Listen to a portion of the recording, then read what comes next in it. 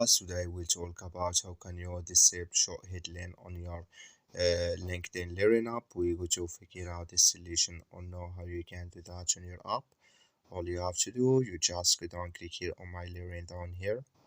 When you click on it, it's going to take you to this list. Then all you have to do now, just click on your name.